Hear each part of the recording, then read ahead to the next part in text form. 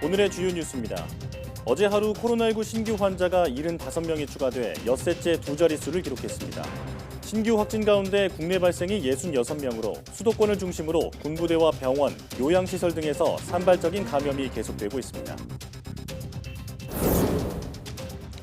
코로나19 감염으로 군병원에서 입원 치료를 받던 트럼프 미국 대통령이 퇴원해 백악관으로 돌아갔습니다. 하지만 맥커넨이 백악관 대변인과 직원들이 잇따라 양성 판정을 받는 등 백악관 내 감염은 확산하고 있습니다. 유럽 코로나19 재확산으로 이탈리아에서는 마스크 착용 의무화가 전국으로 확대됐고 스페인의 수도 마드리드에서는 제한적 봉쇄 조치가 내려졌습니다. 미국에서는 12월에 하루 사망자가 현재보다 4배나 많은 3,000명에 이를 것이란 예측이 나왔습니다.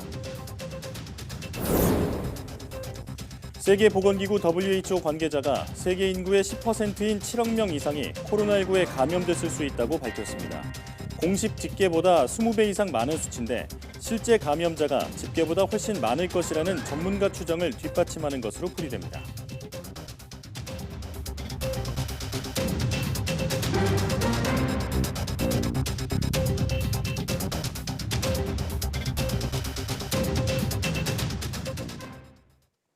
여러분 안녕하십니까? 10월 6일 사이언스 투데이입니다. 코로나19 신규 환자가 75명으로 엿새째 두 자릿수를 기록했습니다. 중앙방역대책본부는 오늘 0시 기준 국내 확진자가 24,239명, 사망자는 추가 발생 없이 누적 422명이라고 밝혔습니다. 국내 발생은 66명으로 수도권 중심 확산세가 이어졌습니다. 서울 13명, 경기 34명, 인천 4명 등 수도권에서만 51명이 확진됐습니다. 수도권을 포함한 7개 시도에서도 산발적인 감염이 계속됐습니다.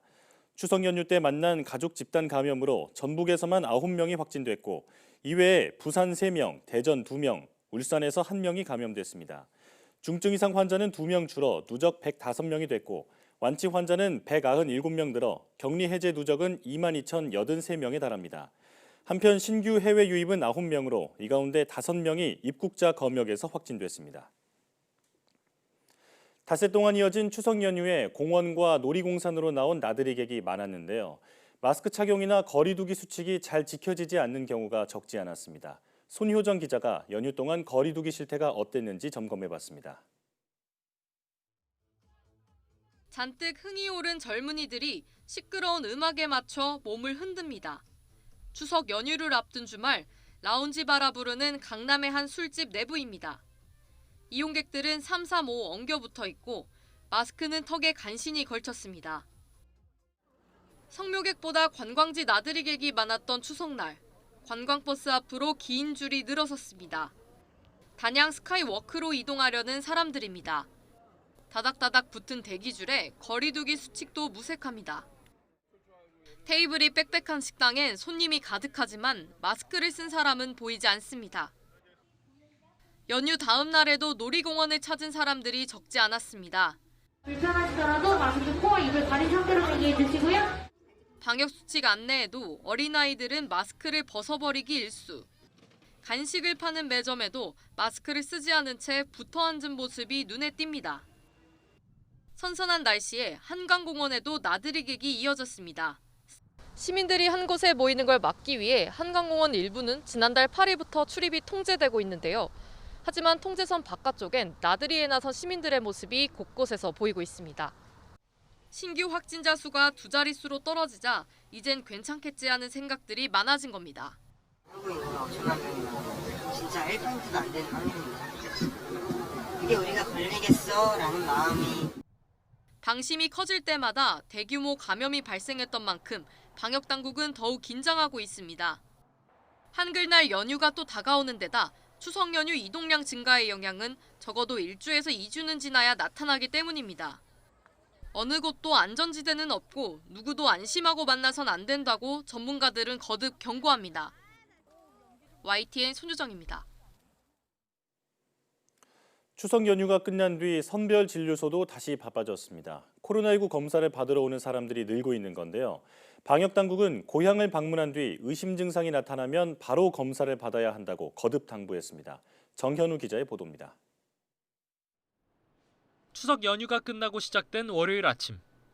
선별진료소 문이 열린 직후인데도 대기줄이 깁니다. 코로나19 의심 증상으로 검사 받으러 온 사람들이 이어지자 의료진도 분주합니다. 매운 느낌 들어요. 5초만 참으세요.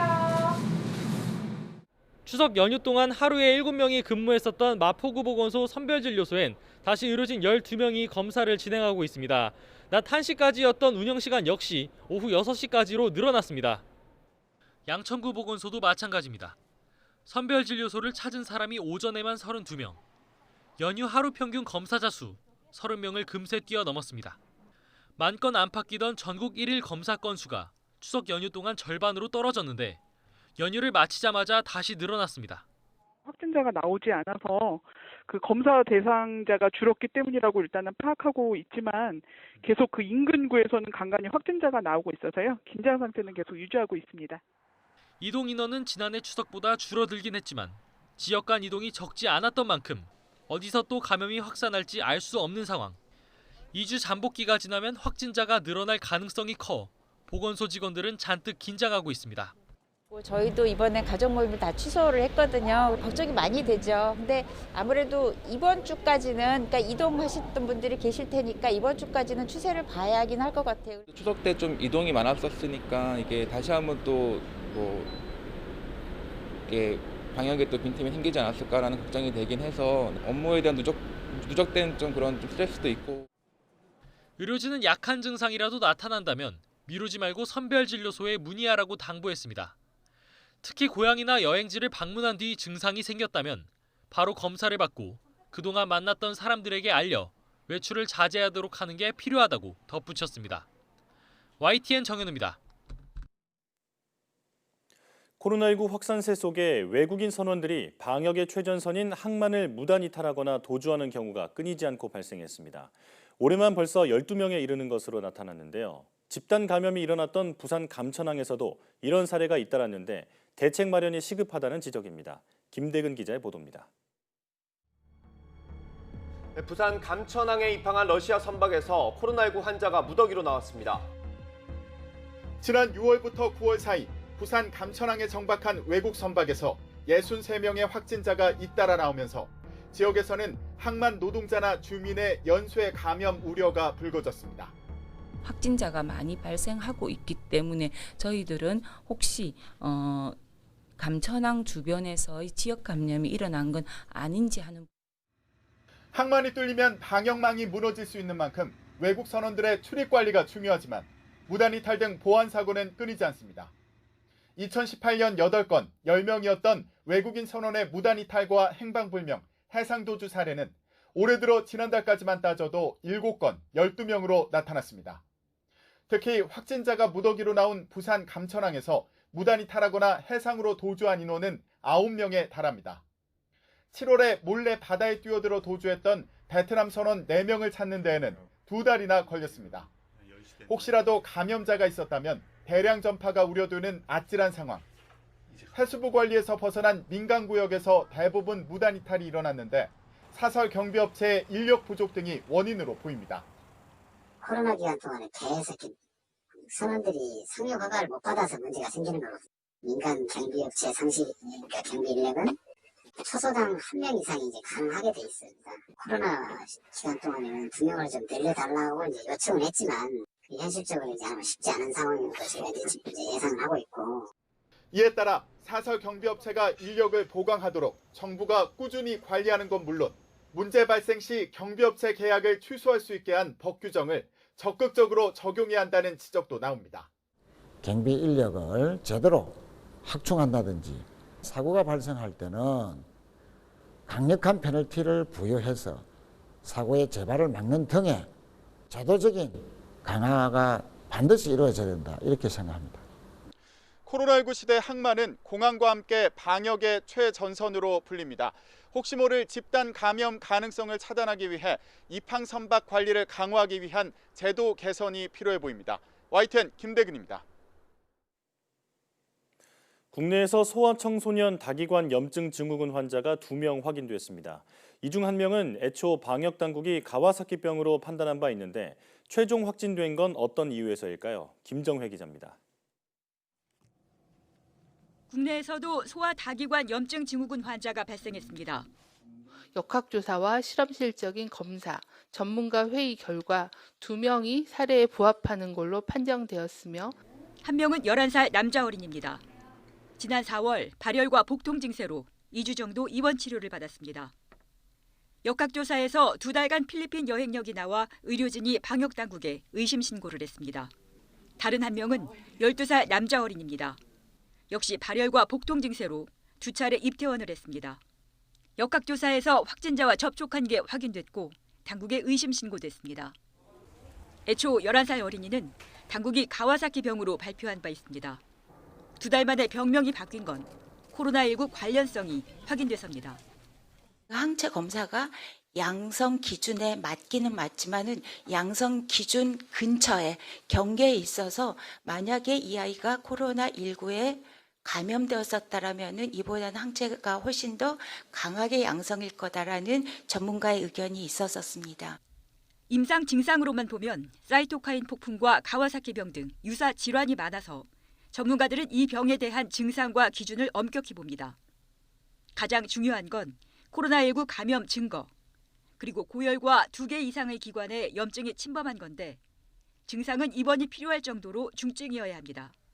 특이한 건 코로나19의 합병증인데도 감염된 뒤 2주에서 4주쯤 지나 회복기에 증상이 나타난다는 점입니다.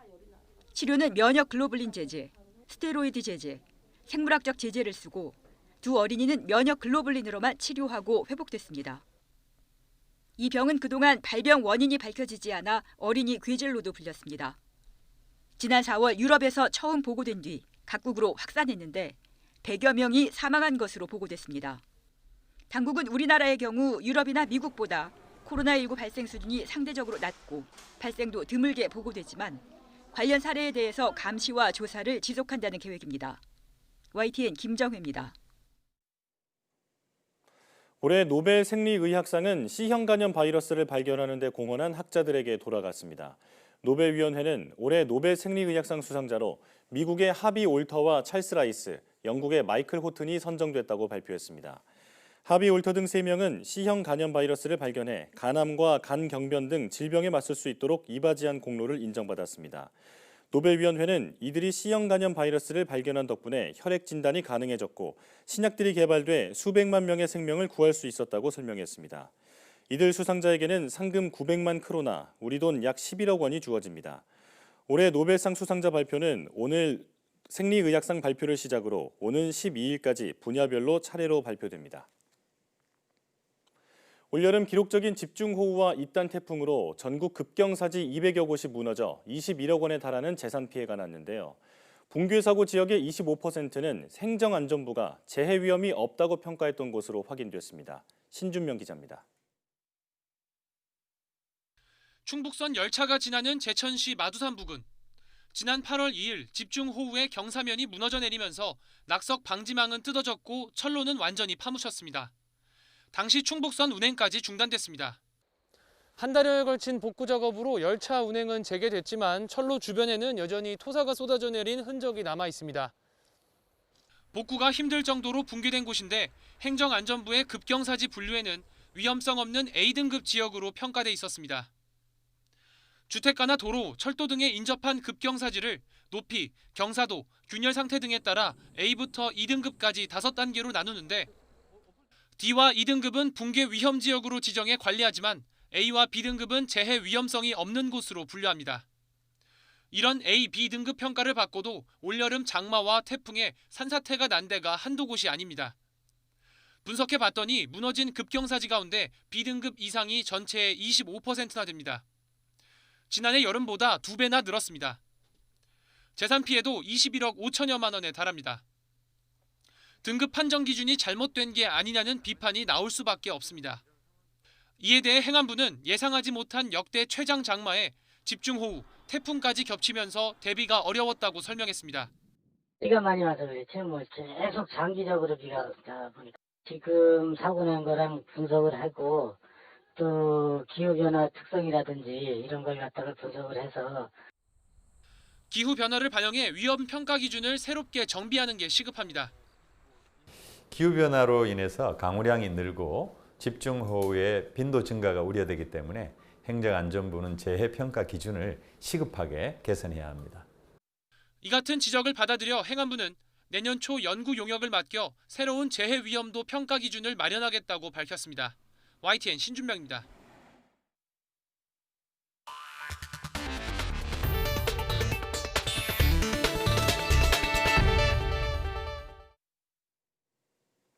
코로나19에 걸린 도널드 트럼프 미국 대통령이 이번 사흘 만에 퇴원했습니다. 트럼프 대통령은 현지 시간 5일 오후 6시 40분쯤 입원해 있던 월터 리드 군병원에서 나와 대기하고 있던 차량으로 이동한 뒤 헬기를 타고 백악관으로 복귀했습니다. 흰색 마스크를 쓰고 모습을 드러낸 트럼프 대통령은 취재진의 질문에 매우 감사하다는 짤막한 소감을 밝혔습니다. 트럼프 대통령의 퇴원에도 불구하고 케일리 맥커네니 백악관 대변인과 직원이 잇따라 양성 판정을 받는 등 백악관에서 코로나19 감염이 확산하고 있습니다. 미국 앤서니 파우치 국립알레르기 전염병 연구소 소장은 지난달 연방대법관 후보자 지명식 행사 참석자들에 대한 추적 조사가 필요하다고 말하는 등 당시 백악관 행사가 트럼프 확진과 관련된 집단 발병지로 지목받고 있습니다. 박철원 기자가 보도합니다. 지난 2일 백악관은 케일리 맥커네니 대변인을 통해 도널드 트럼프 대통령의 코로나19 확진을 공식적으로 확인했습니다. I'm not going to get in exactly what type of test, but as soon as he was assured that he indeed tested positive for COVID-19, within an hour we put out that information to the American people. 트럼프 대통령의 확진 사실을 알렸던 맥커네니 대변인도 코로나19 양성 반응이 나왔습니다. 맥커네니 대변인은 자신의 트위터에서 지난 1일 이후 매일 코로나19 검사를 받았고 음성 결과를 받았지만 이날은 양성 반응이 나왔다고 설명했습니다. CNN은 2명의 소식통을 인용해 맥커네니 대변인과 함께 일하는 체드 길마틴과 캐롤라인 레빗 등 대변인실 직원 2명도 코로나19 양성 반응을 받았다고 보도했습니다. 맥커네니 대변인은 관련 사실에 대해 매우 조심스러운 반응을 보였습니다. No, there are privacy concerns we take very seriously, safeguarding the information of the personnel here in the White House. So that's basically where we stand right now. 이번 백악관발 감염 확산과 관련해 호프 힉스 보좌관의 감염과 아울러 지난달 26일 로즈가든에서 열린 연방 대법관 후보자 지명식 행사도 또 다른 경로로 지목되고 있습니다.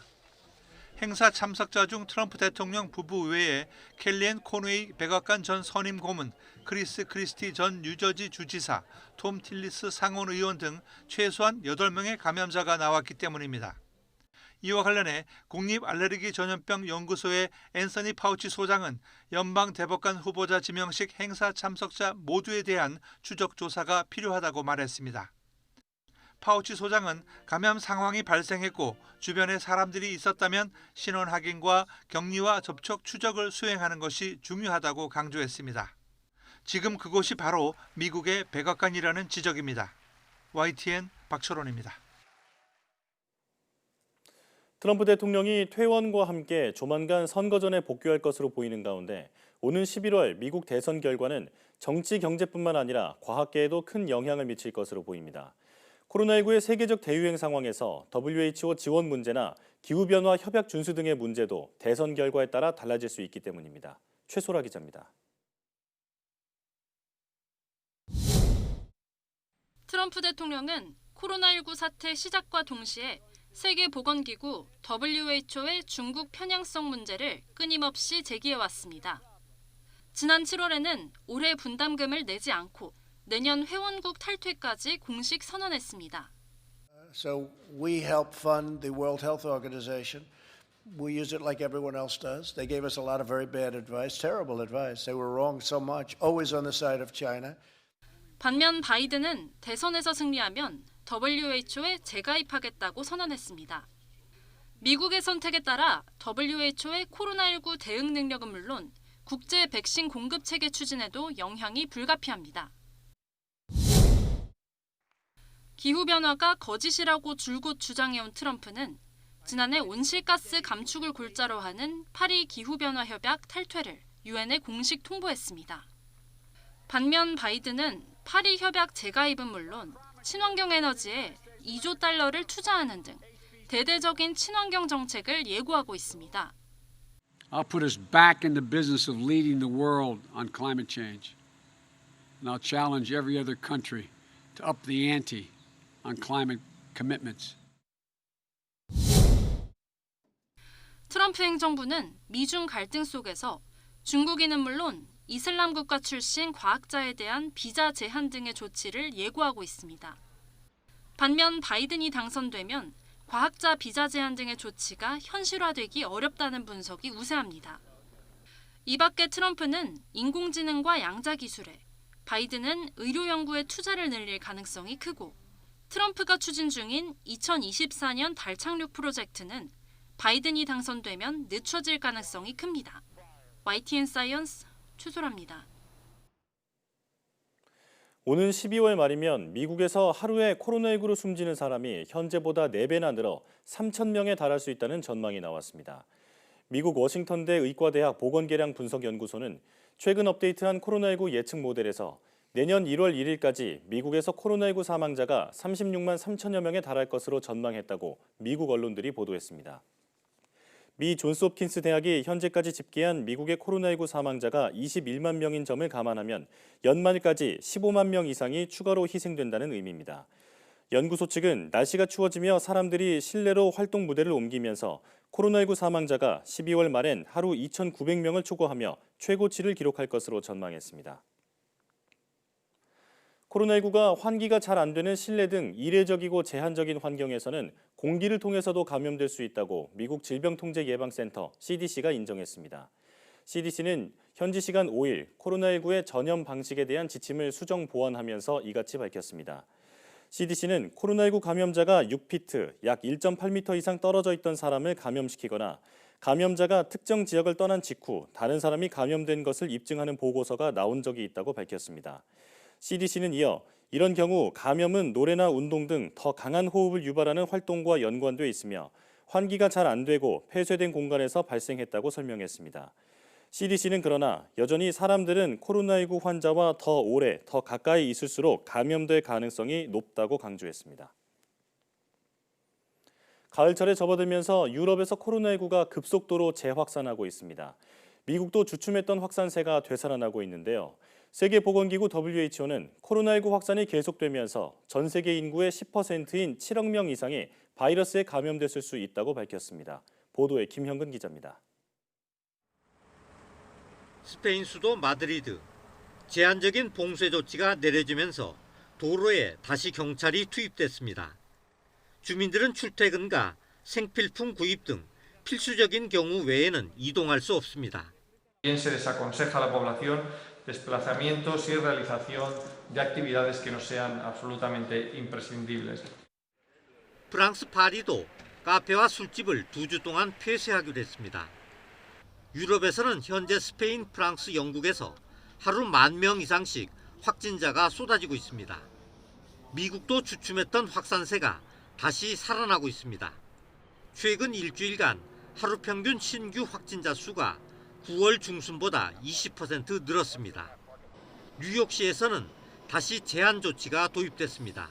Both indoor and outdoor dining would be closed in these areas. Of course, as was true throughout the crisis, restaurants would still be able to do.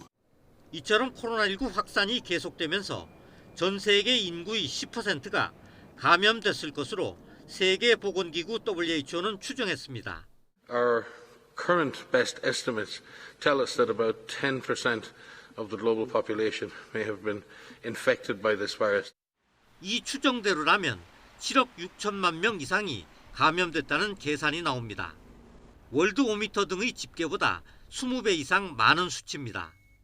공식 보고된 감염자 수보다 실제 감염자가 훨씬 많을 것이라는 전문가들의 추정을 뒷받침하는 것이기도 합니다. WHO는 현재 매우 어려운 시기로 향하고 있다면서 특히 북반구에서 앞으로 닥칠 가을, 겨울 상황을 크게 우려했습니다. YTN 김영근입니다. 최근 코로나19 신규 확진자가 크게 늘고 있는 이탈리아 전역에서 5교의 마스크 착용이 의무화될 것으로 보입니다. 이탈리아 정부는 현지 시각 5일 내각회의에서 5교 마스크 의무 착용을 전국으로 확대하는 조치를 의결할 예정입니다. 마스크를 쓰지 않고 거리를 다니다가 적발되면 최대 1,000유로, 우리 돈으로 136만 원의 벌금을 물게 됩니다. 이탈리아 정부는 또 음식점과 술집의 영업시간과 사적 모임의 인원수도 제한할 방침입니다.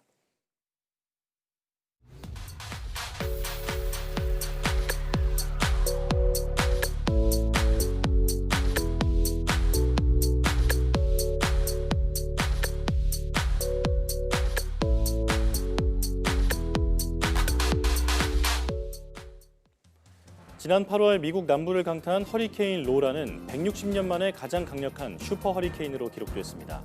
문제는 지구온난화로 해수 온도가 올라가면서 이런 허리케인이 더 잦아지고 위력도 강해진다는 건데요. 오늘 오후 사이언스 투데이 날씨학 개론에서는 슈퍼 허리케인의 발생 원인과 그 위력에 대해 알아보겠습니다.